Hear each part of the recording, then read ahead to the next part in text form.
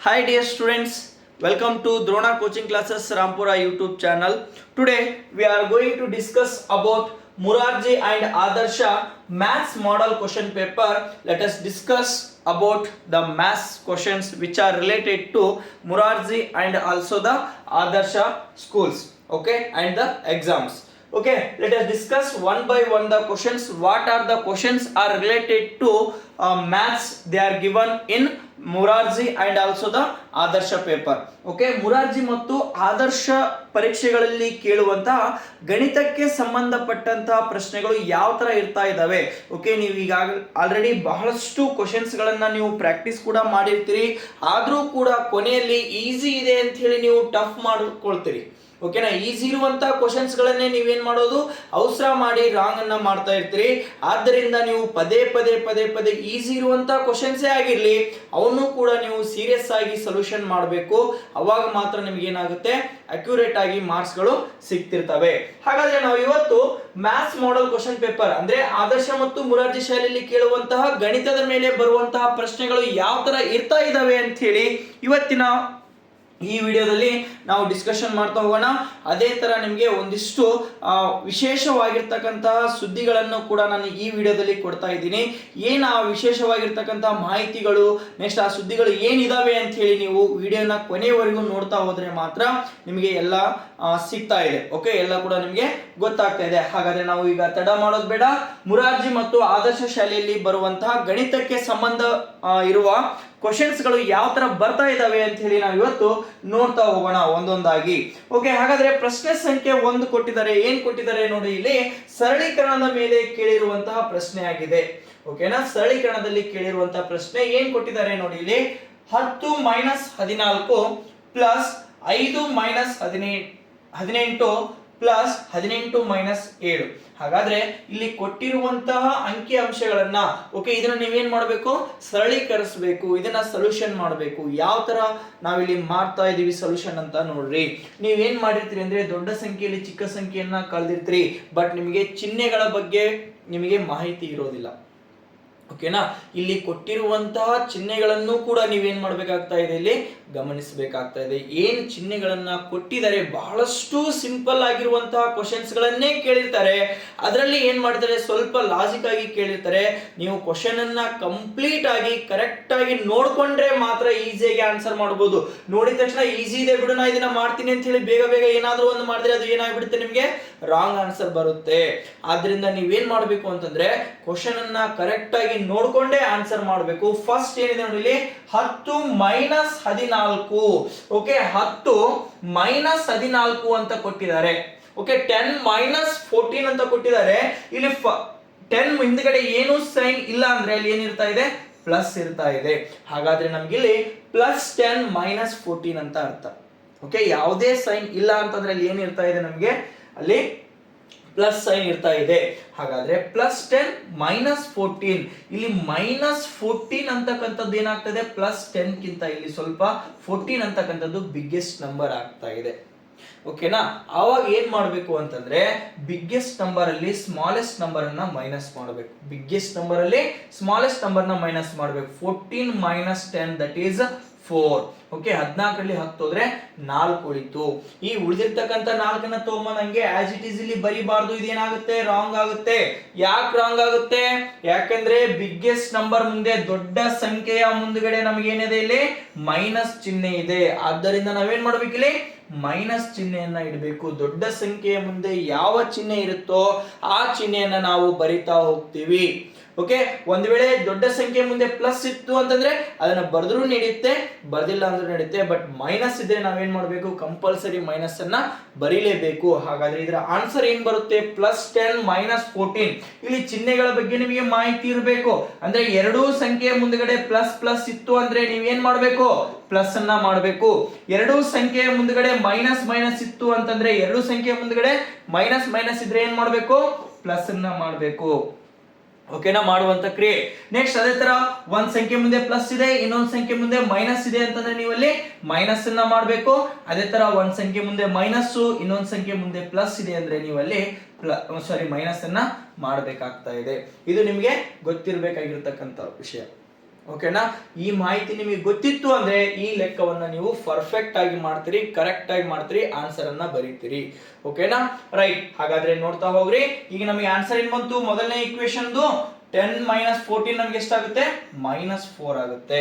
ಮುಂದೆ ಏನಿದೆ? ಇಲ್ಲಿ ಪ್ಲಸ್ ಇದೆ, ಪ್ಲಸ್ ಅನ್ನ ಬರೀರಿ. ನೆಕ್ಸ್ಟ್ ಈಗೇನಿದೆ? 5 - 18. ನೋಡಿ ಇಲ್ಲಿ ಕೂಡ ಬಿಗ್ಗೆಸ್ಟ್ ನಂಬರ್ ಯಾವ್ದಿದೆ? 18 ಅಂತಕ್ಕಂಥದ್ದು ಬಿಗ್ಗೆಸ್ಟ್ ಇದೆ. ಬಿಗ್ಗೆಸ್ಟ್ ನಂಬರ್ ಮುಂದ್ಗಡೆ ಚಿಹ್ನೆ ಯಾವ್ದಿದೆ? ಮೈನಸ್ ಇದೆ. ಓಕೆನಾ. ದೊಡ್ಡ ಸಂಖ್ಯೆಯಲ್ಲಿ ಚಿಕ್ಕ ಸಂಖ್ಯೆಯನ್ನ ಕಳೀರಿ. 18ರಲ್ಲಿ 5 ಹೋದ್ರೆ ನಮಗೆ 13 ಉಳಿತಾ ಇದೆ. ಓಕೆನಾ. ಬಟ್ ಚಿಹ್ನೆ ಏನ್ ಬರುತ್ತೆ? ಮೈನಸ್ ಬರ್ತಾ ಇದೆ. ಓಕೆ, ಹಾಗಾದ್ರೆ ಸರ್ ಇಲ್ಲಿ ಪ್ಲಸ್ ಇದೆ, ಹಾಗೆ ಇಲ್ಲಿ ನಾವು -13 ಅಂತ ಬರಿಬೋದಾ? ಇಲ್ಲಿ ಎರಡು ಚಿಹ್ನೆಗಳನ್ನ ಬರಿಬೋದಾ? ಏನಾಗುತ್ತೆ? ರಾಂಗ್ ಆಗುತ್ತೆ. ಅವಾಗ ಏನ್ ಮಾಡ್ಬೇಕು?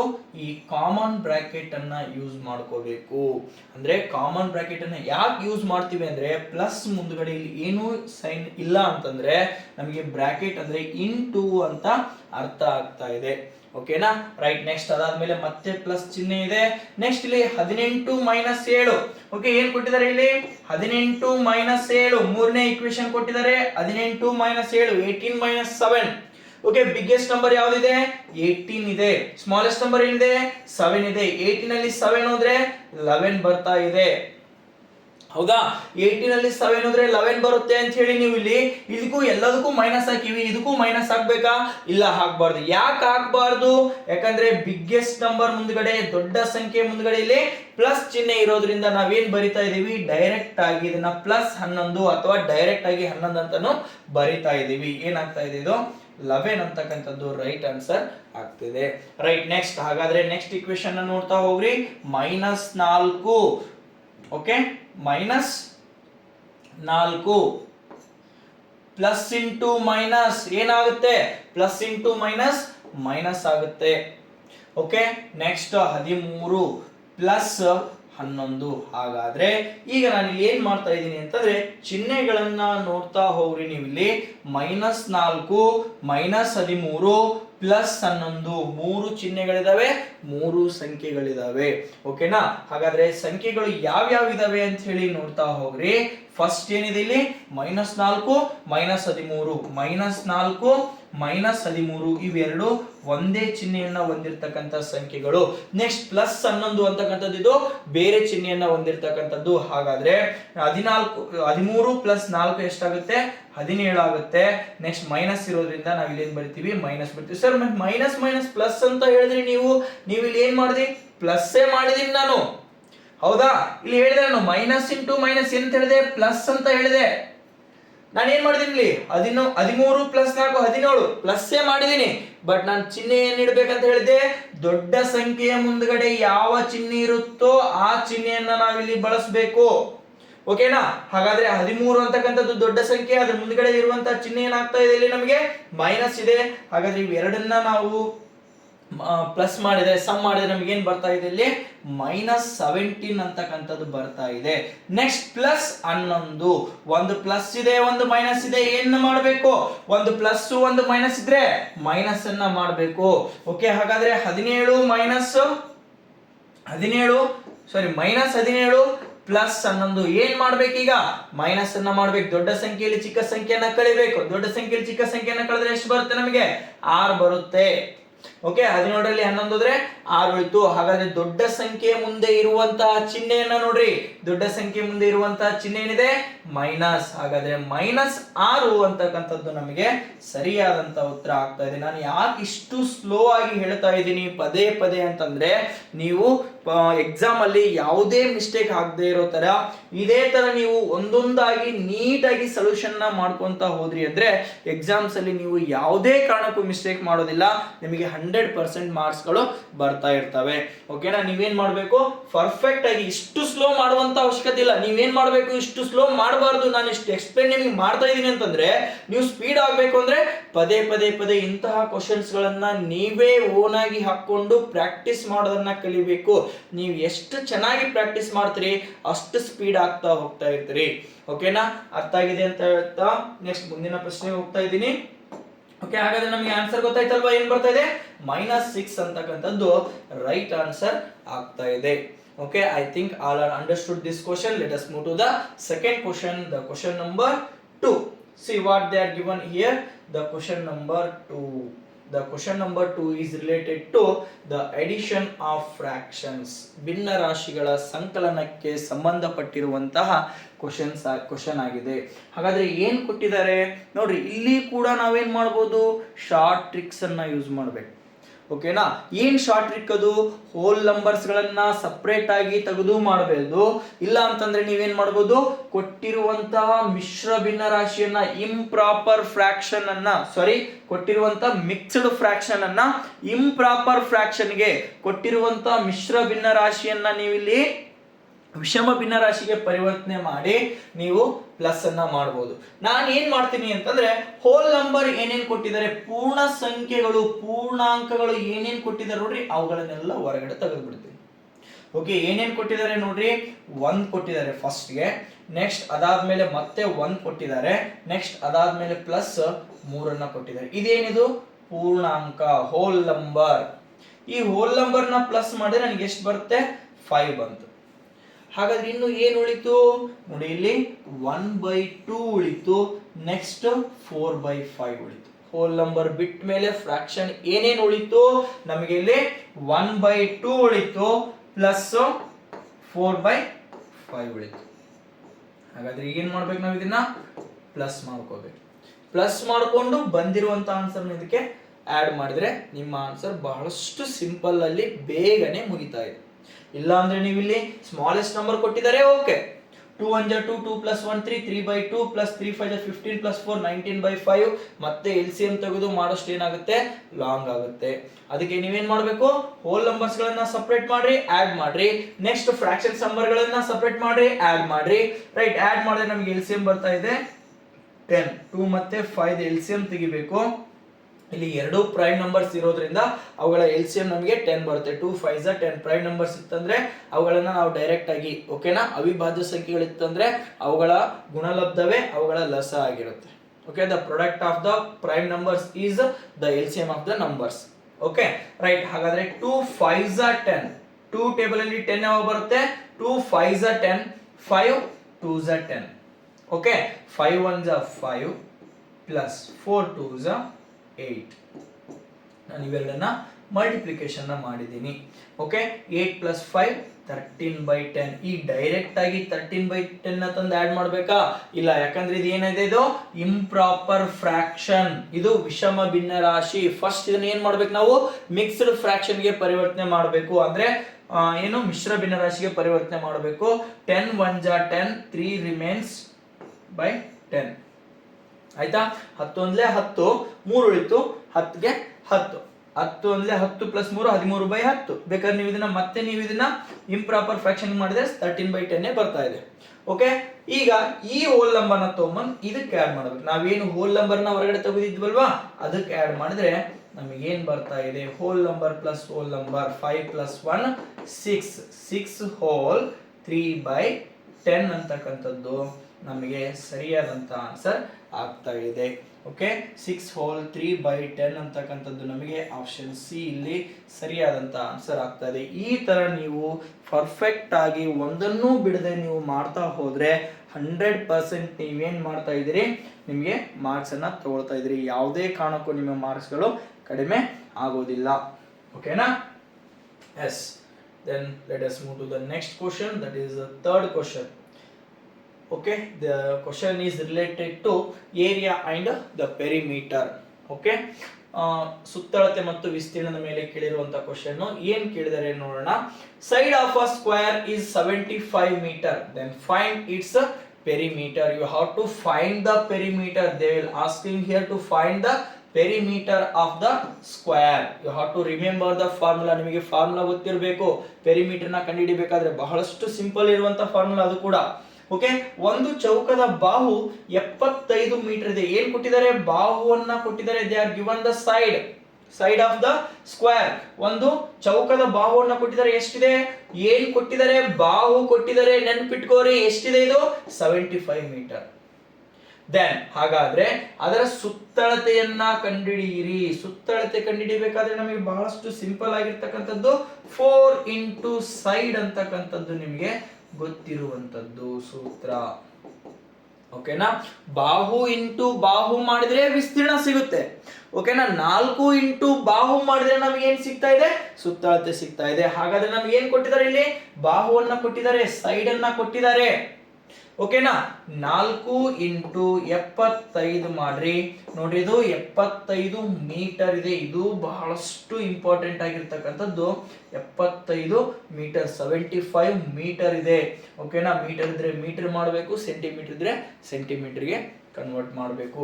ಯಾವಾಗ್ಲೂ ನೆನ್ಪಿಟ್ಕೋರಿ, ಪೆರಿಮೀಟರ್ ಸುತ್ತಳತೆ ನಮಗೆ ಯಾವಾಗ್ಲೂ ಮೀಟರ್ ಅಥವಾ ಸೆಂಟಿಮೀಟರ್ ಅಲ್ಲಿ ಇರುತ್ತೆ. ಸೆಂಟಿಮೀಟರ್ ಸ್ಕ್ವೇರ್ ಮೀಟರ್ ಸ್ಕ್ವೇರ್ ಅಲ್ಲಿ ಇರೋದಿಲ್ಲ. ಸೆಂಟಿಮೀಟರ್ ಸ್ಕ್ವೇರ್ ಮತ್ತೆ ಮೀಟರ್ ಸ್ಕ್ವೇರ್ ಅಲ್ಲಿ ಇರ್ತಕ್ಕಂಥದಕ್ಕೆ ಏರಿಯಾ ಅಂತ ಕರಿತೀವಿ, ವಿಸ್ತೀರ್ಣ ಅಂತ ಕರಿತೀವಿ. ರೈಟ್. ಹಾಗಾದ್ರೆ 4 5 20, 4 7 28 plus 2 30, 300 ಮೀಟರ್ ಅಷ್ಟೇ ಬರಿಬೇಕು. ಮೀಟರ್ ಸ್ಕ್ವೇರ್ ನ ಬರಿಬಾರ್ದು, ಯಾಕಂದ್ರೆ ಸುತ್ತಳತೆ ಯಾವಾಗ್ಲೂ ಏನಿರುತ್ತೆ ಅಂತ ಹೇಳಿದ್ರೆ ನಾನು ಮೀಟರ್ ಇರುತ್ತೆ ಅಥವಾ ಸೆಂಟಿಮೀಟರ್ ಇರುತ್ತೆ. ರೈಟ್. ಹಾಗಾದ್ರೆ 300 ಮೀಟರ್ ಅಂತಕ್ಕಂಥದ್ದು ನೋಡಿ, 300 ಮೀಟರ್ ಸ್ಕ್ವೇರ್ ಕೊಟ್ಟಿದ್ದಾರೆ, ಇದು ರಾಂಗ್. ನಮಗೆ ರೈಟ್ ಆನ್ಸರ್ ಏನು? 300 ಮೀಟರ್, 300 ಮೀಟರ್ ಅಂತಕ್ಕಂಥದ್ದು ನಮಗೆ ರೈಟ್ ಆನ್ಸರ್ ಆಗ್ತಾ ಇದೆ. ಇಲ್ಲಿ ಏನ್ ಯೂನಿಟ್ ಅನ್ನ ಕೊಟ್ಟಿದ್ದಾರೆ ಅದೇ ಯೂನಿಟ್ ಅನ್ನ ನೀವು ಕರೆಕ್ಟ್ ಆಗಿ ನೋಡಿಕೊಂಡು ಆನ್ಸರ್ ನ ಮಾಡಬೇಕು. Right. Let us move to the next question. I think all are understood this one. Let us move to the fourth one. Yes, before going to the fourth question, there is some information about the Drona Talent Award. Okay, for the students 4th and 3rd and 4th students.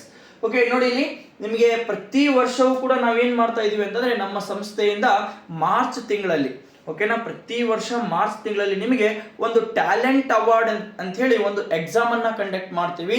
ಈ exam ನ ಯಾರೆಲ್ಲ ಬರೀಬಹುದು ಅಂದ್ರೆ present 3rd ಮತ್ತೆ 4th ಓದ್ತಿರುವಂತಹ ಮಕ್ಕಳು ಎಲ್ಲರೂ ಕೂಡ ಈ exam ನ ಬರೀಬಹುದು. ಈ ಎಕ್ಸಾಮ್ ನ ಕಂಪ್ಲೀಟ್ ನಾನು ವಿಡಿಯೋವನ್ನ ನಮ್ಮ ಯೂಟ್ಯೂಬ್ ಚಾನಲ್ ಹಾಕಿರ್ತೀನಿ. ಲಿಂಕ್ ಕೂಡ ನಿಮ್ಗೆ ಎಲ್ರಿಗೂ ಶೇರ್ ಮಾಡಿರ್ತೀನಿ. ನೀವು ಕೂಡ ಎಲ್ರಿಗೂ ಶೇರ್ ಮಾಡಿ ಅದನ್ನ, ಓಕೆನಾ. ಯಾಕಂದ್ರೆ ಯಾರಾದ್ರೂ ಪ್ರೆಸೆಂಟ್ ಈಗ 3rd ಮತ್ತೆ 4th ಸ್ಟ್ಯಾಂಡರ್ಡ್ ಓದ್ತಾ ಇದ್ರು ಅಂತಂದ್ರೆ ಅವ್ರೆಲ್ರಿಗೂ ಕೂಡ ಏನಾಗ್ತಾ ಇದೆ ಅಂದ್ರೆ ಅಪ್ ಟು 25 lakhs ವರೆಗೆ ನಿಮಗೆ ಪ್ರೈಸಸ್ ಸಿಗ್ತಾ ಇದೆ. ಓಕೆನಾ. ವಿತ್ ಸ್ಕಾಲರ್ಶಿಪ್ ಎಲ್ಲ ಸೇರಿ ನಿಮಗೆ 25 ಲಕ್ಷದವರೆಗೆ ಬಹುಮಾನ ಸಿಗ್ತಾ ಇದೆ. ನಿಮ್ಮ ಸುತ್ತಮುತ್ತಲು ಯಾರಾದ್ರೂ ಇರಲಿ 3rd ಮತ್ತೆ 4th ಓದ್ತಾ ಇದ್ರು ಅಂತಂದ್ರೆ ನೀವೇನ್ ಮಾಡಬಹುದು, ಈ ಎಕ್ಸಾಮ್ ಅನ್ನ ಬರೀಬಹುದು. ಹಾಗಾದ್ರೆ ಈ ಎಕ್ಸಾಮ್ ನ ಸಂಪೂರ್ಣ ಮಾಹಿತಿಯನ್ನ ನಾನು ಇನ್ನೊಂದು ವಿಡಿಯೋದಲ್ಲಿ ಕಂಪ್ಲೀಟ್ ಆಗಿ ಎಲ್ಲಾ ಮಾಹಿತಿನ ಯಾರೆಲ್ಲ ಬರೀಬಹುದು, ಹೆಂಗ್ ಬರಿಬೇಕು, ಎಕ್ಸಾಮ್ ಏನ್ ತರ ಇರುತ್ತೆ, ಕ್ವಶನ್ ಯಾವ ತರ ಬರ್ತವೆ, ಯಾವ್ಯಾವ ಕ್ವಶನ್ಸ್ ಇರ್ತವೆ, ಯಾವ ತರ ಕ್ವಶನ್ಸ್ ಗಳನ್ನ ಕೇಳ್ತಾರೆ ಅಂತ ಹೇಳಿ ಎಲ್ಲಾ ವಿಡಿಯೋನ ನಾನು ಇನ್ನೊಂದು ವಿಡಿಯೋದಲ್ಲಿ ನಿಮಗೆ ಸಪರೇಟ್ ಆಗಿ ಮಾಡಿ ಹಾಕಿದ್ದೀನಿ. ಈಗ ನಿಮಗೆ ಇದ್ರ ಬಗ್ಗೆ ಬೇಸಿಕ್ ಕಾನ್ಸೆಪ್ಟ್ ಅನ್ನ ಹೇಳ್ತಾ ಹೋಗ್ತೀನಿ, ಎಲ್ಲರೂ ಕೂಡ ನೆನಪಿಟ್ಕೊಳ್ಳಿ. ಓಕೆ, ರಾಜ್ಯ ಮಟ್ಟದ ದ್ರೋಣ ಟ್ಯಾಲೆಂಟ್ ಅವಾರ್ಡ್ ಇದು ಪ್ರಸ್ತುತ 3 ಮತ್ತು 4ನೇ ತರಗತಿ ಓದುತ್ತಿರುವಂತಹ ವಿದ್ಯಾರ್ಥಿಗಳಿಗೆ ನಾವೇನ್ ಮಾಡ್ತಾ ಇದೀವಿ, ಒಂದು ಎಕ್ಸಾಮ್ ಅನ್ನ ಕಂಡಕ್ಟ್ ಮಾಡ್ತಾ ಇದೀವಿ. ಹಾಗಾದ್ರೆ ಒಟ್ಟು ಇಲ್ಲಿ ನಿಮಗೆ 25 ಲಕ್ಷದವರೆಗೆ ಬಹುಮಾನ ಇರ್ತಾ ಇದೆ. 25 lakh ವರೆಗೂ ನಿಮಗೆ ಏನಾಗ್ತಾ ಇದೆ, ಪ್ರೈಸ್ ಇರ್ತಾ ಇದೆ. ಓಕೆನಾ. ಹಾಗಾದ್ರೆ ನೋಡಿ, ಇಲ್ಲಿ ರಿಜಿಸ್ಟ್ರೇಷನ್ ಮಾಡೋದು ಕಂಪಲ್ಸರಿ ಆಗಿರುತ್ತೆ. ಓಕೆನಾ. ನಿಮಗೆ ಆಲ್ರೆಡಿ ನಾವು ಹೇಳಿದೀವಿ, ಓಕೆನಾ, ಯಾವ ತರ ರಿಜಿಸ್ಟ್ರೇಷನ್ ಮಾಡಬೇಕು ಅಂತ ಹೇಳಿ. ನೀವು ಇಲ್ಲಿ ಕಾಣುವಂತ QR ಕೋಡ್ ಅನ್ನ ಸ್ಕ್ಯಾನ್ ಮಾಡಿದ್ರೆ ಸಾಕು, ಅದೊಂದು ವೆಬ್ಸೈಟ್ ಗೆ ಕರ್ಕೊಂಡು ಹೋಗುತ್ತೆ. ಆ ವೆಬ್ಸೈಟ್ ಅಲ್ಲಿ ನಿಮ್ಮ name, father name, class, school ನೀವು ಹಾಕಿದ್ರಿ, ಅಡ್ರೆಸ್ ಹಾಕಿದ್ರಿ ಅಂತಂದ್ರೆ ನಮಗೇನಾಗುತ್ತೆ, ಒಂದು ರಿಜಿಸ್ಟ್ರೇಷನ್ ಲಿಂಕ್ ಕಂಪ್ಲೀಟ್ ಆಗಿ ನಿಮ್ದು ಕಂಪ್ಲೀಟ್ ಆಗುತ್ತೆ.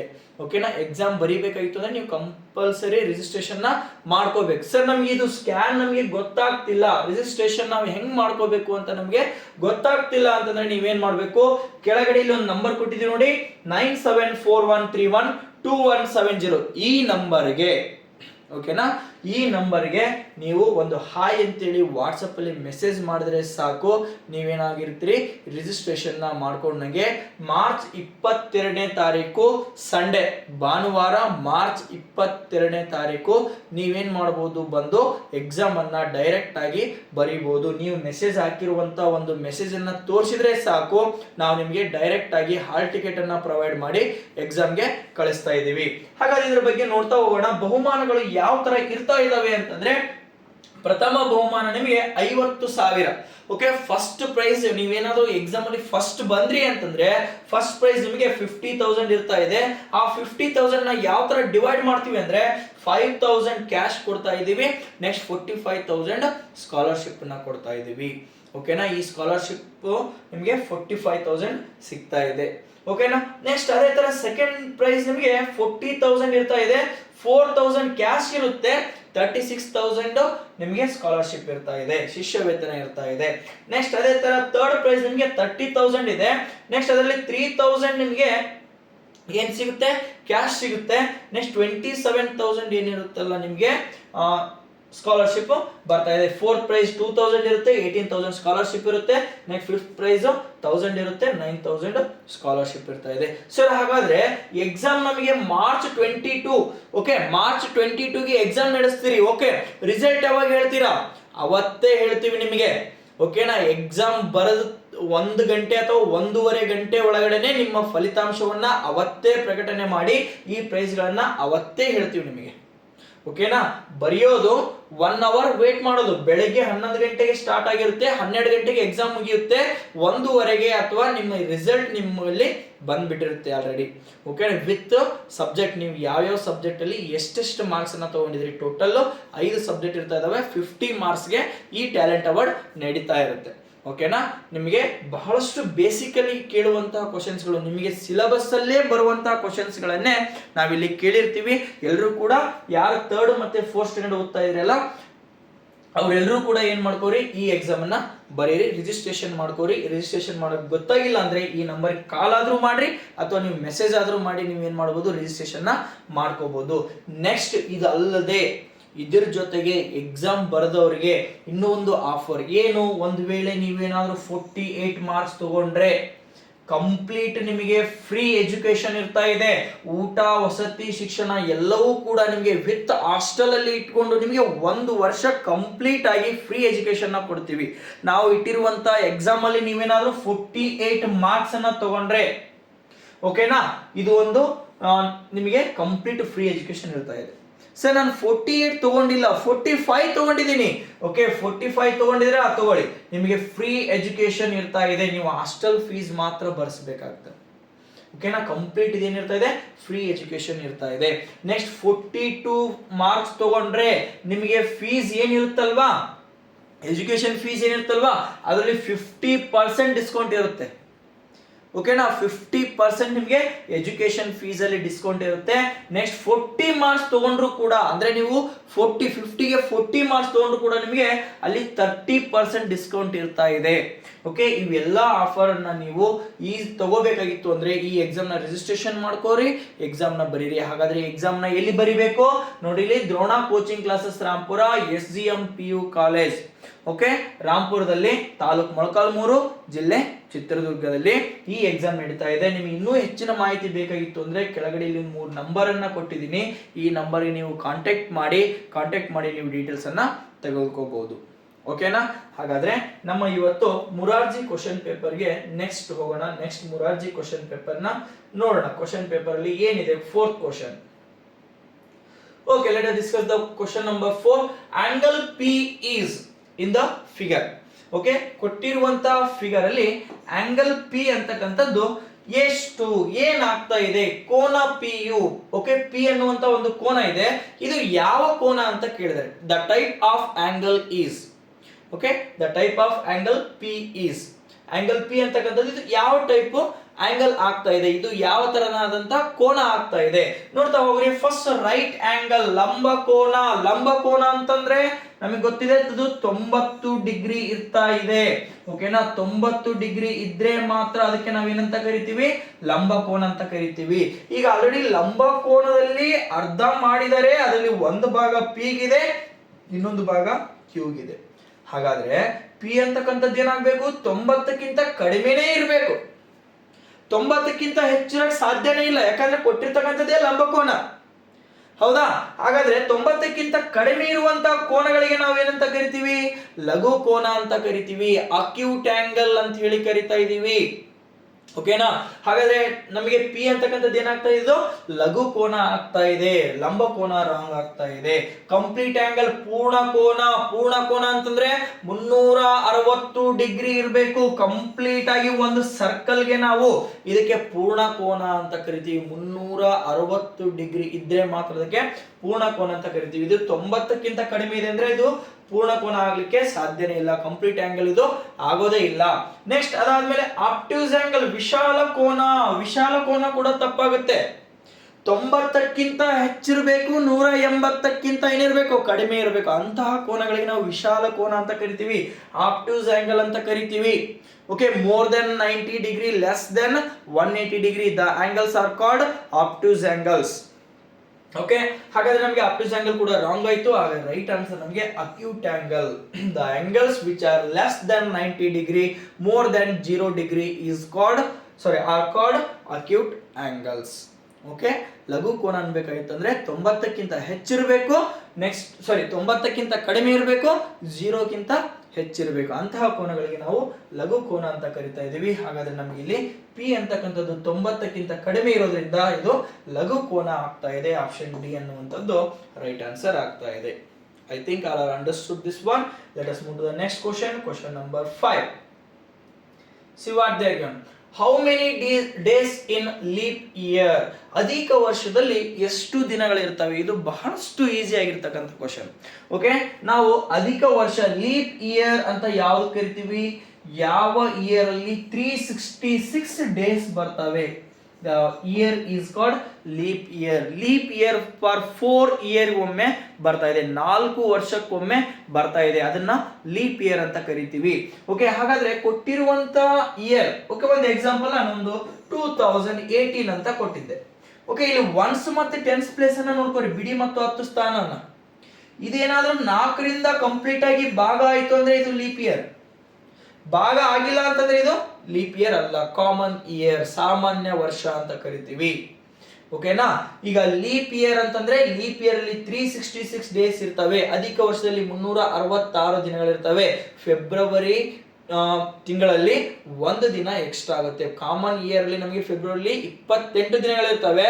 ಅಧಿಕ ವರ್ಷ ಬಂದಿತ್ತು ಅಂತಂದ್ರೆ ನಮಗೆ ಇಲ್ಲಿ 1 ಡೇ ಎಕ್ಸ್ಟ್ರಾ ಬರುತ್ತೆ, 29 ಬರುತ್ತೆ. ಅದೇ leap year, 366 days.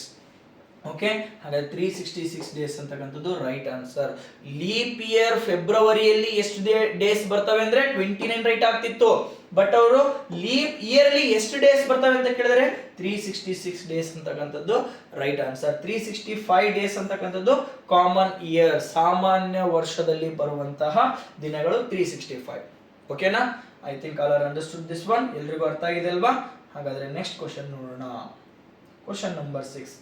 Decimal form of given number 3 whole 1/2. 3 ಪೂರ್ಣಾಂಕ 1/2 ದಶಮಾಂಶ ರೂಪ. ಬಹಳಷ್ಟು ಸಿಂಪಲ್ ಆಗಿರುವಂತಹ ಕ್ವಶನ್ ಅನ್ನೇ ಕೊಟ್ಟಿದ್ದೀನಿ. ಇನ್ನು ನಿಮಗೆ ಪಾರ್ಟ್ 2, ಪಾರ್ಟ್ 3, ಪಾರ್ಟ್ 4 ಈ ತರ ಪ್ರತಿದಿನ ಒಂದೊಂದು maths videos, Kannada videos, English videos, ಇದೇ ತರ ನಿಮಗೆ ವಿಡಿಯೋಸ್ಗಳನ್ನು ಡೈಲಿ ನಾನು ಅಪ್ಲೋಡ್ ಮಾಡ್ತಾ ಹೋಗ್ತಾ ಇರ್ತೀನಿ. ಎಲ್ರಿಗೂ ಕೂಡ ನಾನು ಅಪ್ಲೋಡ್ ಮಾಡಿದ ತಕ್ಷಣ ನೀವು ವಿಡಿಯೋನ ನೋಡಬೇಕಾಗಿತ್ತು ಅಂದ್ರೆ ನಮ್ಮ ಚಾನಲ್ನ ನೀವು ಸಬ್ಸ್ಕ್ರೈಬ್ ಮಾಡ್ಕೊಂಡಿರ್ಬೇಕು. ಅಂದ್ರೆ ಮಾತ್ರ ನಾವು ಏನಾದ್ರೂ ಅಪ್ಲೋಡ್ ಮಾಡಲಿ ಫಸ್ಟ್ ನಿಮಗೆ ಮೆಸೇಜ್ ಬರುತ್ತೆ. ಓಕೆನಾ? ರೈಟ್. ಹಾಗಾದ್ರೆ ಇಲ್ಲಿ ಏನ್ ಕೊಟ್ಟಿದ್ದಾರೆ ನೋಡ್ರಿ, 3 whole 1/2 ಅಂತ ಹೇಳಿ ಕೊಟ್ಟಿದ್ದಾರೆ. 3 whole 1/2. 3 ಅಂತಕ್ಕಂಥದ್ದು ಹೋಲ್ ನಂಬರೇ ಇದೆ, ಹೌದಾ? ಹೋಲ್ ನಂಬರ್ ಇದೆ ಅಂದ್ರೆ ಹೋಲ್ ನಂಬರ್ ಆದ ತಕ್ಷಣ ಪಾಯಿಂಟ್ ಇಡ್ರಿ. 1/2 ಅಂದ್ರೆ ಹಾಫ್ ಅಂತ ಕರಿತೀವಿ. 1/2 ಅಂದ್ರೆ ಅರ್ಧ. ಓಕೆ, ಇದನ್ನ ನಾವು 0.5 ಅಂತ ಕರಿತೀವಿ. ಹೋಲ್ ನಂಬರ್ ಅಲ್ಲಿ ನಮ್ಗೆ ಏನಿದೆ, ಇಲ್ಲಿ 0 ಇದೆ, ಪಾಯಿಂಟ್ ಆದ ತಕ್ಷಣ 5 ಇದೆ ಅಲ್ವಾ? ಆ 5 ನ ಇಲ್ಲಿ ತಗೊಂಡ್ಬಂದಿರಿ. 3.5 ಅಂತಕ್ಕಂಥದ್ದು ಡೆಸಿಮಲ್ ಫಾರ್ಮ್ ಆಗುತ್ತೆ. ಸರ್, ಹಾಗಾದ್ರೆ 1/2 ಅನ್ನ ನಾವು ಯಾವ ತರ ಡೆಸಿಮಲ್ ಗೆ ಕನ್ವರ್ಟ್ ಮಾಡಬೇಕು ನೋಡ್ರಿ? ಛೇದದಿಂದ, ಡಿನಾಮಿನೇಟರ್ ಇಂದ ನ್ಯೂಮರೇಟರ್ ಅನ್ನ ಡಿವೈಡ್ ಮಾಡಬೇಕು. Okay, 2 zeros 0, 1 remains. ಪಾಯಿಂಟ್ ಕೊಟ್ಟು 0 ನ ತಗೊಳ್ತೀಯಾ, 2 5s 10. ಹಾಗಾದ್ರೆ ಏನ್ ಬಂತು ನಮಗೆ? 0.5. ಪಾಯಿಂಟ್ ಆದ ತಕ್ಷಣ ಏನ್ ನಂಬರ್ ಇರುತ್ತೆ ಆ ನಂಬರ್ನ ಪಾಯಿಂಟ್ ಆದ ತಕ್ಷಣ ಬರೆದ್ರೆ ಮುಗಿದೋಯ್ತು. ಹಾಗಾದ್ರೆ 3.5 ಅಂತಕ್ಕಂಥದ್ದು ನಮಗೆ ರೈಟ್ ಆನ್ಸರ್ ಆಪ್ಷನ್ ಸಿ ಆಗ್ತಾ ಇದೆ. ಬಹಳಷ್ಟು ಸಿಂಪಲ್ ಇದೆ ಅಲ್ವಾ ಕ್ವಶನ್ಸ್? ಇಂತಹ ಕ್ವಶನ್ಸ್ ಗಳನ್ನೇ 100% ಇಂತಹ ಕ್ವಶನ್ಸ್ ಗಳನ್ನೇ ನಿಮಗೆ ಮುರಾರ್ಜಿ, ಆದರ್ಶ, APJ ಅಬ್ದುಲ್ ಕಲಾಂ ಮತ್ತು ಅಳಿಕೆ ಎಕ್ಸಾಮ್ಸ್ ಗಳಲ್ಲಿ ಕೇಳ್ತಾರೆ. ಬಹಳಷ್ಟು ಸಿಂಪಲ್ ಇರ್ತಾ ಇದೆ. ನೀವು ಎಲ್ಲರೂ ಕೂಡ ಇದನ್ನ ಏನ್ ಮಾಡಬೇಕು, ಮಾರ್ಕ್ಸ್ ಅನ್ನ ಕಳ್ಕೊಳ್ಳೇಬಾರ್ದು. 20ಗೆ 20 ಮಾರ್ಕ್ಸ್ ಔಟ್ ಆಫ್ ಔಟ್ ತಗೊಳ್ಳೇಬೇಕು ಮ್ಯಾಥ್ಸ್ ಅಲ್ಲಿ ಕೂಡ. ಓಕೆನಾ? ರೈಟ್. ನೆಕ್ಸ್ಟ್, ಹಾಗಾದ್ರೆ ನೆಕ್ಸ್ಟ್ ಕ್ವಶನ್ ನೋಡೋಣ. Question number 7. Okay, question number 7 ಹೋಗೋದಕ್ಕಿಂತ ಮೊದಲು ನಿಮಗೆ ಈಗ ಆಲ್ರೆಡಿ ನಾನು ಟ್ಯಾಲೆಂಟ್ ಅವಾರ್ಡ್ ಬಗ್ಗೆ ಹೇಳಿದ್ದೆ. ಒಂದು ವೇಳೆ ಟ್ಯಾಲೆಂಟ್ ಅವಾರ್ಡ್ ಅಲ್ಲಿ ಮಾರ್ಕ್ಸ್ ಬಂತು, ಓಕೆ ಸರ್ ಮಾರ್ಕ್ಸ್ ಬಂದಿಲ್ಲ ಅಂದ್ರೆ ನಾವು 2 ಮಂತ್ಸ್ ಮನೆಯಲ್ಲಿದ್ದು ಏನು ಮಾಡಬೇಕು? ಏಪ್ರಿಲ್ ಮತ್ತು ಮೇಲಿ 2 ಮಂತ್ಸ್ ನಿಮಗೆ ಸಮ್ಮರ್ ಹಾಲಿಡೇಸ್ ಅಂತ ಕೊಡ್ತಾರೆ. ಓಕೆನಾ? ಆ ಸಮ್ಮರ್ ಹಾಲಿಡೇಸ್ ಅಲ್ಲಿ ನಿಮಗೆ ದ್ರೋಣ ಕೋಚಿಂಗ್ ಕ್ಲಾಸಸ್ ರಾಂಪುರದಲ್ಲಿ ಸಮ್ಮರ್ ವೆಕೇಶನ್ಸ್ಗಳು ಸ್ಟಾರ್ಟ್ ಆಗಿದ್ದಾವೆ. ಓಕೆನಾ? ಇಲ್ಲಿ ನಿಮಗೆ ಕನ್ನಡ, ಮ್ಯಾಥ್ಸು, ಇಂಗ್ಲಿಷು, ಮೆಂಟಲ್ ಎಬಿಲಿಟಿಯನ್ನ ಬೇಸಿಕ್ ಫೌಂಡೇಶನ್ ಗಳನ್ನ 2 ಮಂತ್ಸ್ ಅಲ್ಲಿ ನಿಮಗೆ ಕಂಪ್ಲೀಟ್ ಆಗಿ ಬೇಸಿಕ್ ಫೌಂಡೇಶನ್ ಗಳನ್ನ ಹಾಕ್ತೀವಿ. ನೆಕ್ಸ್ಟ್ ಅದೇ ತರ ಇದು ಕ್ಲಾಸ್ 4th ಇಂದ ಹಿಡಿದು up to 7th 8th 9th ವರೆಗೂ ನೀವು ಏನ್ ಮಾಡಬಹುದು, ಕ್ಲಾಸ್ ಅನ್ನು ತಗೋಬಹುದು. 10th ಸ್ಟ್ಯಾಂಡರ್ಡ್ ಮಕ್ಕಳಿಗೂ ಕೂಡ ನಿಮಗೆ ಕ್ಲಾಸಸ್ ಇರ್ತಾ ಇದಾವೆ. ಅವರಿಗೆ ಸ್ಪೋಕನ್ ಕ್ಲಾಸಸ್ ಆಗಿರ್ಬೋದು, ನೆಕ್ಸ್ಟ್ EVS ಅಂದ್ರೆ ಸೈನ್ಸ್ ಕ್ಲಾಸಸ್ ಗಳನ್ನ ಸಪರೇಟ್ ಆಗಿ ಅವರಿಗೆ ಕ್ಲಾಸಸ್ ಅನ್ನ ತಗೊಳ್ತಾ ಇದ್ದೀವಿ. ಇಂಗ್ಲಿಷ್ ಕ್ಲಾಸಸ್ ಕೂಡ ಇರ್ತಾ ಇದಾವೆ. ಓಕೆನಾ? 10th ಮಕ್ಕಳಿಗೆ ಸಪರೇಟ್. ಬಟ್ ನೀವು 4th ಇಂದ 9th ವರೆಗೂ ನೀವು ಏನ್ ಮಾಡಬಹುದು, ಬೇಸಿಕ್ ಕ್ಲಾಸಸ್ ಗಳು ಬೇಕಾದ್ರೆ ಬೇಸಿಕ್ ಕ್ಲಾಸಸ್ ಕೂಡ ನಿಮಗೆ ದೊರಕ್ತಾ ಇದಾವೆ. ಓಕೆ, ಇಲ್ಲಿ ಕನ್ನಡ ಮತ್ತು ಇಂಗ್ಲಿಷ್ ಮೀಡಿಯಂ ಎರಡೂ ಮಾಧ್ಯಮದವ್ರಿಗೆ ಏನಿರ್ತಾ ಇದೆ, ಕ್ಲಾಸಸ್ ಗಳು ನಡೀತವೆ. ನೆಕ್ಸ್ಟ್ ಅದೇ ತರ hostel, with hostel, without hostel ಎರಡನ್ನೂ ನೀವೇನ್ ಮಾಡಬಹುದು, ಇಲ್ಲಿ ತಗೋಬಹುದು. ನೆಕ್ಸ್ಟ್ ಅದೇ ತರ ನಮ್ಮಲ್ಲಿ ಆನ್ಲೈನ್ ಕ್ಲಾಸಸ್ ಕೂಡ ಸಿಗ್ತಾ ಇದಾವೆ. ಓಕೆನಾ? Online classes for 3rd standard ಇಂದ ಹಿಡಿದು ಅಪ್ ಟು 10th ಸ್ಟ್ಯಾಂಡರ್ಡ್ ವರೆಗೆ ನಿಮಗೆ ಕ್ಲಾಸಸ್ಗಳು ಸಿಗ್ತವೆ. 9th ಅಂಡ್ 10th ಸ್ಟ್ಯಾಂಡರ್ಡ್ ಮಕ್ಕಳಿಗೆ ಜೂನ್ ಇಂದ ಕ್ಲಾಸಸ್ಗಳು ಸಿಗ್ತವೆ. ಓಕೆನಾ? ಬೇಸಿಕ್ ಕ್ಲಾಸಸ್ ಬೇಕಾದ್ರೆ ನೀವು ಇಲ್ಲಿ ಆನ್ಲೈನ್ ಕ್ಲಾಸ್ ಅನ್ನ ತಗೋಬಹುದು. ಇಲ್ಲ ಅಂತಂದ್ರೆ ಅಪ್ ಟು 3rd ಇಂದ ಹಿಡಿದು 8th ವರೆಗೂ ನೀವು ಇಲ್ಲಿ ಆನ್ಲೈನ್ ಕ್ಲಾಸಸ್ ಗಳನ್ನ ತೆಗೆದುಕೊಳ್ಬಹುದು. ಆನ್ಲೈನ್ ಕ್ಲಾಸಸ್ ಕೂಡ ಅವೈಲೇಬಲ್ ಇದೆ. ನಮ್ದು ದ್ರೋಣ ಕೋಚಿಂಗ್ ಕ್ಲಾಸಸ್ ರಾಂಪುರ ಅಂತ ಒಂದು ಪ್ಲೇ ಸ್ಟೋರ್ ಅಲ್ಲಿ ಆ್ಯಪ್ ಇದೆ. ದ್ರೋಣ ನವೋದಯ ಅಂತ ಹೇಳಿ ನೀವು ಸರ್ಚ್ ಮಾಡಿದ್ರೆ ಪ್ಲೇ ಸ್ಟೋರ್ ಅಲ್ಲಿ ನಿಮಗೆ ಆ ಆ್ಯಪ್ ಬರ್ತಾ ಇದೆ. ಪ್ಲೇ ಸ್ಟೋರ್ ಅಲ್ಲಿ ದ್ರೋಣ ನವೋದಯ ಅಂತ ಸರ್ಚ್ ಮಾಡಿದ್ರೆ ನಮ್ಮ ಆ್ಯಪ್ ಬರುತ್ತೆ. ಆ ಆ್ಯಪ್ ಅಲ್ಲಿ ನಾವು ಎಲ್ಲ ಕ್ಲಾಸಸ್ಗಳನ್ನ ನಿಮಗೆ ಅಪ್ಲೋಡ್ ಮಾಡಿ ಕ್ಲಾಸಸ್ಗಳನ್ನ ಕೊಡೋ ವ್ಯವಸ್ಥೆನ ಮಾಡ್ತೀವಿ. ಓಕೆನಾ? ಇನ್ನು ನಿಮಗೆ ಹೆಚ್ಚಿನ ಮಾಹಿತಿ ಬೇಕಾಗಿತ್ತು ಅಂತಂದ್ರೆ ಇಲ್ಲಿ ಇರುವಂತಹ ನಂಬರ್ಸ್ ಗಳಿಗೆ ಕಾಂಟ್ಯಾಕ್ಟ್ ಮಾಡಿ ಅಡ್ಮಿಷನ್ ಗಳನ್ನ ಕನ್ಫರ್ಮ್ ಮಾಡಿ ಅಂತ ಹೇಳ್ತಾ let us move to the next question number 7. 19:20 hours are equals to 19 hour 20 minutes. ಓಕೆನಾ? ಇದು ಹೆಂಗೆ ಓದಬೇಕು? 19 hour 20 minutes are equals to 19 hour 20 minutes ಅಂತ ನಾವು ಯಾವುದಕ್ಕೆ 19-20 ಗಂಟೆ ಇದಕ್ಕೆ ಸಮ. ಓಕೆನಾ? 19 hour ಅಂದ್ರೆ 19 ಗಂಟೆ 20 ನಿಮಿಷ ಯಾವುದಕ್ಕೆ ಸಮ ಅಂತ ಕೇಳಿದ್ದಾರೆ. ಅಂದ್ರೆ ಇಲ್ಲಿ 24 ಗಂಟೆ ಗಡಿಯಾರವನ್ನು ಕೊಟ್ಟಿದ್ದಾರೆ. ಅದನ್ನ ಏನ್ ಮಾಡ್ರಿ ಅಂತ ಹೇಳಿದ್ದಾರೆ ಅವರು, 12 ಗಂಟೆ ಗಡಿಯಾರದಲ್ಲಿ ನಾವು ಏನಂತ ಕರಿತೀವಿ ಅಂತ ಕೇಳಿದ್ದಾರೆ. ಓಕೆನಾ? 24 ಗಂಟೆ ಇತ್ತು ಅಂದ್ರೆ ಅದು ಕಂಪಲ್ಸರಿ ಏನಾಗಿರುತ್ತೆ ಅಂತಂದ್ರೆ PM ಆಗಿರುತ್ತೆ. 13 ಸ್ಟಾರ್ಟ್ ಆಯ್ತಾ? 13 ಸ್ಟಾರ್ಟ್ ಆಯ್ತು ಅಂದ್ರೆ ಇಲ್ಲಿ ಕಂಪಲ್ಸರಿ ನಿಮಗೆ PM ಸ್ಟಾರ್ಟ್ ಆಗಿದೆ ಅಂತಾನೆ ಅರ್ಥ. ಅಪರಾಹ್ನ, ಪೂರ್ವಾಹ್ನ ಅಂತ ಬರ್ತವೆ. ಅಪರಾಹ್ನ ಅಂತಂದ್ರೆ ಓಕೆ PM ಅಂತ ಕರಿತಾ ಇದ್ದೀವಿ. ಮಧ್ಯಾಹ್ನದಿಂದ ಹಿಡಿದು ರಾತ್ರಿವರೆಗೂ ಮತ್ತೆ 12 ಗಂಟೆವರೆಗೂ, ಮಧ್ಯಾಹ್ನ 12 ಗಂಟೆಯಿಂದ ಮತ್ತೆ ಮಧ್ಯರಾತ್ರಿ 12 ಗಂಟೆವರೆಗೆ ನಮಗೆ ಏನಿರ್ತಾ ಇದೆ, PM ಇರುತ್ತೆ. ನೆಕ್ಸ್ಟ್ ಮತ್ತೆ ಈ ಮಧ್ಯಾಹ್ನ ಬೆಳಿಗ್ಗೆ ರಾತ್ರಿ ಈಗೇನು 12 ಗಂಟೆ ಆಗುತ್ತಲ್ವಾ, 12 ಗಂಟೆಯಿಂದ ಹಿಡಿದು ಮತ್ತೆ ಮಧ್ಯಾಹ್ನ 12 ಗಂಟೆವರೆಗೆ ನಮಗೆ AM ಇರ್ತಾ ಇದೆ. ಓಕೆನಾ? ರೈಟ್. ಹಾಗಾದ್ರೆ 19:20 ಗಂಟೆ ನಾವು ಏನಂತ ಕರಿತೀವಿ ಅಂತಂದ್ರೆ ಏನ್ ಮಾಡಬೇಕು, ಜಸ್ಟ್ 19 ಗಂಟೆ 20 ನಿಮಿಷದಲ್ಲಿ 12 ಗಂಟೆಯನ್ನ ಮೈನಸ್ ಮಾಡಬೇಕು. ಇಷ್ಟೇ ಸಿಂಪಲ್ ಆನ್ಸರ್. ಅವ್ರು ಏನು 24 ಗಂಟೆ ಗಡಿಯಾರ ಕೊಟ್ಟಿದ್ರು ಅಂತಂದ್ರೆ ಅದನ್ನು ನೀವು -12 ಮಾಡಿ ಎಷ್ಟಾಗುತ್ತೆ ನೋಡಿ, 0 2 9ರಲ್ಲಿ 2 ಹೋದ್ರೆ 7 ಗಂಟೆ 20. ಓಕೆ, 20 ನಿಮಿಷ. ಇದು AM ಆಗಿರುತ್ತಾ PM ಆಗಿರುತ್ತಾ? ಕಂಪಲ್ಸರಿ ಇದೇನಾಗಿರುತ್ತೆ, PM ಆಗಿರುತ್ತೆ. 24 ಗಂಟೆ ಗಡಿಯಾರದಲ್ಲಿ ಕೊಟ್ಟಿದ್ದಾರೆ ಅಂತಂದ್ರೆ ಅದು PM ಆಗಿರುತ್ತೆ. ಹಾಗಾದ್ರೆ ಸರಿಯಾದಂತ ಉತ್ತರ ಇದಕ್ಕೆ 7 ಗಂಟೆ 20 ನಿಮಿಷ PM ಅಂತಕ್ಕಂಥದ್ದು ಸರಿಯಾದಂತ ಉತ್ತರ. ಓಕೆ, ಅರ್ಥ ಆಯ್ತಲ್ವಾ? ಹಾಗಾದ್ರೆ ನೆಕ್ಸ್ಟ್ ಕ್ವಶನ್ ನೋಡೋಣ. Question number 8. See what they are given here. The question number 8. Factors of 12 is. Okay, 12 or 12 is. 12ರ ಅಪವರ್ತನಗಳು ಅಂತಂದ್ರೆ ಫ್ಯಾಕ್ಟರ್ಸ್ ಅಂದ್ರೆ 12 ಅನ್ನ ಡಿವೈಡ್ ಮಾಡುವಂತಹ numbers. The number which are divide the 12 or the numbers which are divide the given number are called factors of that number. ಅವನ್ನ ನಾವೇನಂತ ಕರಿತೀವಿ, ಆ ಸಂಖ್ಯೆಯ ಅಪವರ್ತನಗಳು. ಅಂದ್ರೆ 12ಅನ್ನ ಯಾವ ಸಂಖ್ಯೆಗಳು ಭಾಗ ಮಾಡ್ತಾವಲ್ವಾ, ಭಾಗಿಸುವಂತ ಎಲ್ಲಾ ಸಂಖ್ಯೆಗಳು ಏನಾಗಿರ್ತವೆ, ಅವುಗಳ ಅಪವರ್ತನಗಳಾಗಿರ್ತವೆ. ಓಕೆ, ಅವುಗಳ ಫ್ಯಾಕ್ಟರ್ಸ್ ಆಗಿರ್ತವೆ. 12 ಅಂತಕ್ಕಂಥದ್ದು ಇದು ಯಾವ ನಂಬರ್ಸ್ ಇಂದ ಡಿವೈಡ್ ಆಗುತ್ತೆ ಅಂತ ಹೇಳಿ ನೋಡ್ತಾ ಹೋಗೋಣ. ನಾನು ಏನ್ ಬರಿತೀನಿ ಅಂದ್ರೆ 12ಅನ್ನ ಬರಿತೀನಿ. ಯಾವಾಗ್ಲೂ ಫ್ಯಾಕ್ಟರ್ಸ್ ಬರಿಬೇಕಾಯ್ತಂದ್ರೆ ಈಸಿ ಟ್ರಿಕ್ ಏನು ಅಂದ್ರೆ 1ರಿಂದ ಹೋಗ್ಬಿಡ್ರಿ. ಓಕೆ, ಒಂದಂತೂ ಎಲ್ಲಾ ಸಂಖ್ಯೆಯ ಅಪವರ್ತನ ಅದು. ಓಕೆ, ಎಲ್ಲಾ ಸಂಖ್ಯೆಯ ಕನಿಷ್ಠ ಅಪವರ್ತನ ಯಾವುದು? 1 ಅಂತಕ್ಕಂಥದ್ದು. ಓಕೆನಾ, ಅವಿಭಾಜ್ಯ ಸಂಖ್ಯೆಗಳನ್ನು ಕೂಡ ನಾವು ಏನ್ ಮಾಡ್ತೀವಿ? 1ರಿಂದ ಭಾಗಿಸ್ತೀವಿ. ಓಕೆನಾ, ರೈಟ್. 1 12 2, 1 ಆದ ತಕ್ಷಣ ಬರುವಂತ ನಂಬರ್ 2, 2 6 12. 3ರಿಂದ ಭಾಗ ಹೋಗುತ್ತಾ? ಎಸ್, 2 + 1 3 ಅಂದ್ರೆ 3ರಿಂದ ಕೂಡ ಭಾಗ ಹೋಗುತ್ತೆ. 3 4 12. ಮತ್ತೆ 4ರಿಂದ ಭಾಗ ಹೋಗುತ್ತಾ? 1 2 3 4 ಆದ್ರೆ 4ರಿಂದ ಭಾಗ ಹೋಗುತ್ತಾ? ಭಾಗ ಹೋದ್ರೆ ಭಾಗ ಹೊಡಿಬೇಕು, ಇಲ್ಲಾಂದ್ರೆ ಅಷ್ಟೇ ಬಿಡಬೇಕು. 4ರಿಂದ ಹೋಗುತ್ತಾ? ಎಸ್, ಹೋಗುತ್ತೆ. ಹಾಗಾದ್ರೆ 4 ನಾವು ಆಲ್ರೆಡಿ ಬರೆದು ಬಿಡ್ತೀವಿ. ಇಷ್ಟೇ ಫ್ಯಾಕ್ಟರ್ಸ್ ಬರೋದು ಇದು. ಓಕೆನಾ, ಹಾಗಾದ್ರೆ ಇವುಗಳ ಅಪವರ್ತನಗಳು ಯಾವುವು? 1 2 3 4 6 ಮತ್ತು 12 ಅಂತಕ್ಕಂಥದ್ದು 12ರ ಅಪವರ್ತನಗಳು. ಅರ್ಥ ಆಯ್ತಲ್ವಾ? ಅಂದ್ರೆ 1 2 3 4 5 6 ಈ ತರ ಭಾಗ ಮಾಡ್ತಾ ಹೋಗ್ಬೇಕು. ಇಲ್ಲಿ ನಂಬರ್ ಇಲ್ಲಿ ಅಪೋಸಿಟ್ ಬಂದಿರುತ್ತೆ ನೋಡಿ, ಅಲ್ಲಿಗೆ ನೀವು ಸ್ಟಾಪ್ ಮಾಡಬೇಕು. ಓಕೆನಾ, ನೆಕ್ಸ್ಟ್ ನಂಬರ್ ಬಂದಿರಬಾರ್ದು. ಒಂದು ಎಕ್ಸಾಂಪಲ್ ಈಗ 16 ಅಂತ ತಗೊಂಡು 16 ಅಂತ ತಗೊಂಡಿದ್ದೀನಿ. ನೋಡ್ತಾ ಹೋಗ್ರಿ. 1 16 2ರಿಂದ ಭಾಗ ಹೋಗುತ್ತಾ? 2 8 16. 3ರಿಂದ ಇದು ಭಾಗ ಹೋಗಲ್ಲ, 3ನ್ನ ಬರಿಬಾರ್ದು. ನೆಕ್ಸ್ಟ್ 3 ಆದ ತಕ್ಷಣ ಬರುವಂತ ಸಂಖ್ಯೆ ಯಾವುದು? 4. 4ರಿಂದ ಭಾಗ ಹೋಗುತ್ತಾ? ಎಸ್, 4 4 16. 4 4 16. ಮುಗಿದೋಯ್ತು, ಇಷ್ಟೇ. 5ರಿಂದ ಬರಲ್ಲ, 6ರಿಂದ ಬರಲ್ಲ, 7ರಿಂದ ಬರಲ್ಲ, 8ರಿಂದ ಬರುತ್ತೆ. ಆಲ್ರೆಡಿ ಬರ್ದಿದ್ದೀವಿ. ಓಕೆ, ರಿಪೀಟ್ ಆಯ್ತಾ? ಸ್ಟಾಪ್. ಹಾಗಾದ್ರೆ 16 ಅಪವರ್ತನಗಳು 1 2 4. ಇಲ್ಲಿ 4 ಆಲ್ರೆಡಿ ಬರ್ದಿದ್ರಲ್ವಾ, ಮತ್ತೆ ಇನ್ನೊಂದ್ಸರಿ ಬರಿಬಾರ್ದು, 1 4ನ್ನ ಬಿಡಬೇಕು. ಓಕೆ, 8 ಮತ್ತು 16 ಅಂತಕ್ಕಂಥದ್ದು ಇವು ಅಪವರ್ತನಗಳು. ಓಕೆ, ಫ್ಯಾಕ್ಟರ್ಸ್, ಮಲ್ಟಿಪಲ್ಸ್ ಅಂತ ಬರ್ತವೆ. ಅಪವರ್ತ್ಯಗಳು, ಮಲ್ಟಿಪಲ್ಸ್ ಅಂದ್ರೆ ಮಗ್ಗಿ, ಟೇಬಲ್ಸ್ ಅಂತ ಕರಿತೀವಿ. ಓಕೆನಾ, into 1 into 2 into 3 into 4 into 5 ಅವ್ರನ್ನ ಬರಿತಾ ಹೋಗ್ಬೋದು.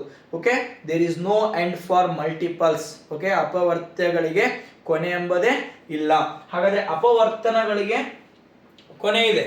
ಓಕೆನಾ, there is a end for factors. ಇಲ್ಲಿವರೆಗೂ ಎಷ್ಟಾದ್ರೂ ಒಂದು ಲಿಮಿಟ್ ನಾವು ಎಣಿಸ ಕೌಂಟೇಬಲ್. ಓಕೆನಾ, ರೈಟ್. ಹಾಗಾದ್ರೆ ಈಗ 12ರ ಅಪವರ್ತನಗಳು, the factors of 12 R 1 2 3 4 6 12. 1 2 3 4 6 12. Option D is right answer. Okay, I think ಎಲ್ಲರಿಗೂ ಕೂಡ ಅರ್ಥ ಆಗಿದೆ ಅಂತ ಅನ್ಕೊಂಡಿದ್ದೀನಿ. ಹಾಗಾದ್ರೆ ನಾವು ಮುಂದಿನ ಪ್ರಶ್ನೆಗೆ ಹೋಗೋಣ. ಪ್ರಶ್ನೆ ಸಂಖ್ಯೆ 9 ಏನ್ ಕೊಟ್ಟಿದ್ದಾರೆ? Perimeter of square is 40 metre. Okay, and find the area of square. They are given the perimeter, you have to find the area. Okay, to find area or perimeter, first you have to find the side of the given figure.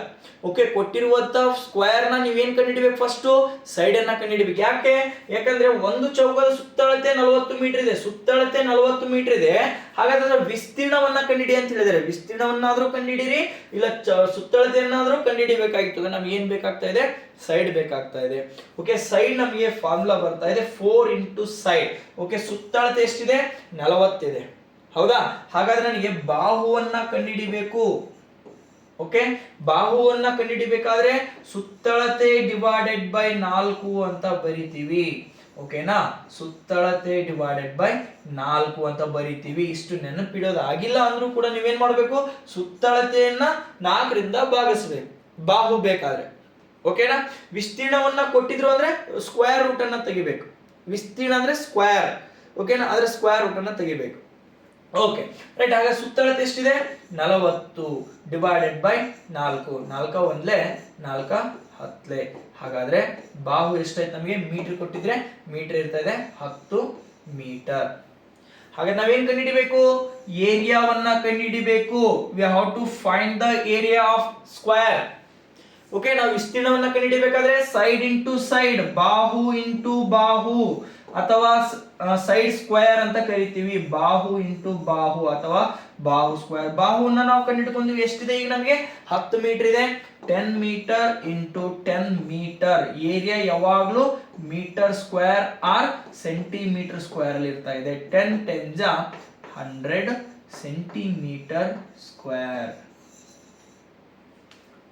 ಓಕೆನಾ, 100 centimetre square ಅಂತಕ್ಕಂಥದ್ದು ನಮಗೆ ಇಲ್ಲಿ right answer ಆಗ್ತಾ ಇದೆ. ಸಾರಿ, 100 metre square. ಯಾಕಂದ್ರೆ 10 metre ಇದೆ ನೋಡಿ. ಇಲ್ಲಿ ನಾನು ಅದನ್ನೇ ಹೇಳೋದು, 10 ಮೀಟರ್. ಮೀಟರ್ ಇದೆ ಅಂದ್ರೆ ಮೀಟ್ರೇ ಆಗಿರುತ್ತೆ, ಸೆಂಟಿಮೀಟರ್ ಇದೆ ಅಂದ್ರೆ ಸೆಂಟಿಮೀಟ್ರೇ ಆಗಿರುತ್ತೆ.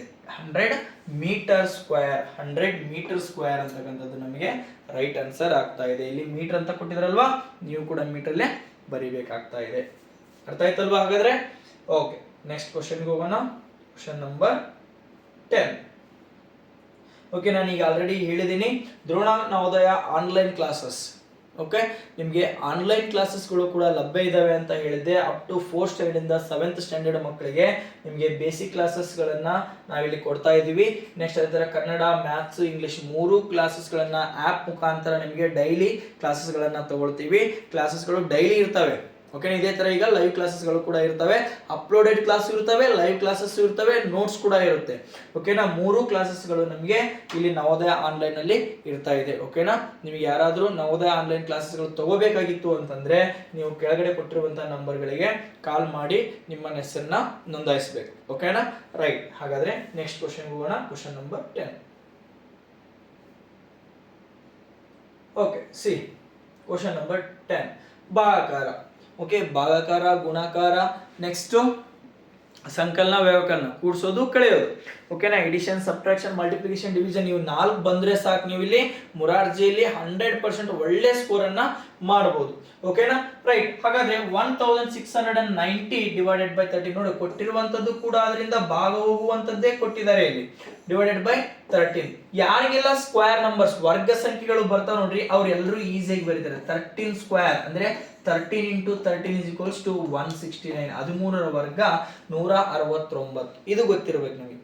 ಬಹಳ ಸಿಂಪಲ್ ಆಗಿರ್ತಕ್ಕಂಥದ್ದು, ಈಸಿಯಾಗಿ ಕ್ಯಾನ್ಸಲ್ ಮಾಡಬಹುದು. 13 1 ಜಾ 13, 13 ಜಾ 169.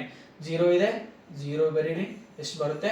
130 ಅಂತಕ್ಕಂಥದ್ದು ನಮಗೆ ರೈಟ್ ಆನ್ಸರ್ ಆಗ್ತಾ ಇದೆ. 130 ಅಂತಕ್ಕಂಥದ್ದು ನಮಗೆ ರೈಟ್ ಆನ್ಸರ್ ಆಗ್ತಾ ಇದೆ. Okay, right. ಹಾಗಾದ್ರೆ ಇಲ್ಲಿವರೆಗೂ ಕೂಡ ಎಲ್ಲ ವಿಡಿಯೋನ ನೋಡಿದ್ದಕ್ಕೆ ನಿಮ್ಮೆಲ್ಲರಿಗೂ ಕೂಡ ಧನ್ಯವಾದಗಳು. ನೆಕ್ಸ್ಟ್ ಅದೇ ತರ ನೀವು ನಮ್ಮ ಚಾನಲ್ನ ಸಬ್ಸ್ಕ್ರೈಬ್ ಮಾಡ್ಕೋರಿ. ನಿಮಗೆ ಇದೇ ತರನಾಗಿರ್ತಕ್ಕಂಥ ಅಪ್ ಟು ನಿಮಗೆ ನವೋದಯ ಎಕ್ಸಾಮ್, ನೆಕ್ಸ್ಟ್ ಇಯರ್ ಬರುವಂಥ ನವೋದಯ ಎಕ್ಸಾಮ್ ವರೆಗೂ ಕೂಡ ನಿಮಗೆ ಇದೇ ತರ ಆನ್ಲೈನ್ ಕ್ಲಾಸಸ್ಗಳನ್ನು ಕೊಡ್ತಾ ಹೋಗ್ತೀನಿ ಅಂತ ಹೇಳ್ತಾ ಇವತ್ತಿನ ಈ ವಿಡಿಯೋನ ಕೊನೆಗೊಳಿಸ್ತಾ ಇದ್ದೀನಿ. Okay, thank you every one.